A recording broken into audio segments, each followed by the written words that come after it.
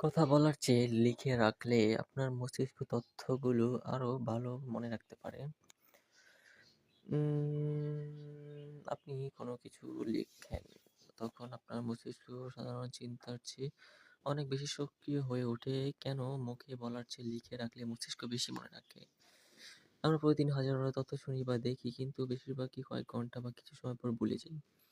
যখন আমরা অন কোনো কিছু কাগজ কলম বা কিবোর্ডে লিখে রাখি, আমাদের মস্তিষ্ক সেটাকে প্রথমে চিহ্নিত করে। কেন? নিউরোসায়েন্স বা জেনারেটিভ ইফেক্ট।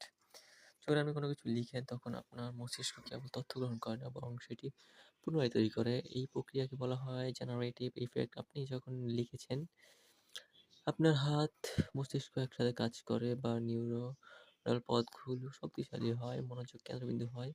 কথা বলার সময় আমরা অনেক সময় অবচেতনভাবে বলি, কিন্তু লেখার সময় আমরা প্রতিটি শব্দ ভাবতে হয়। এই বাড়তি মনোযোগ তথ্যটি দীর্ঘস্থায়ী স্মৃতি মস্তিষ্ক যখন ফিল্টার করে। আমাদের মস্তিষ্ক রেটিকুলার একটা সিস্টেম লিখে রাখলে এই অংশটি সক্রিয় হয়ে ওঠে। মস্তিষ্ক বুঝতে পারে যে তথ্যটি ভবিষ্যতে আমাদের প্রয়োজন হবে, ফলে এটি সহজে ডিলিট হয় না। লিখে রাখলে চমৎকার কিছু সুবিধা: মাথায় হাজারো চিন্তা না রেখে কাগজে নামিয়ে ফেললে স্ট্রেস কমে যায়। গবেষণায় দেখা গেছে, যারা তাদের লক্ষ্য নিয়ে লিখেন তাদের সফল হওয়ার সম্ভাবনা এটা কি 82 নাকি 42% বেড়ে যায়। লেখা আপনার অগোছালো চিন্তাগুলোকে একটি কাঠামো দেয়।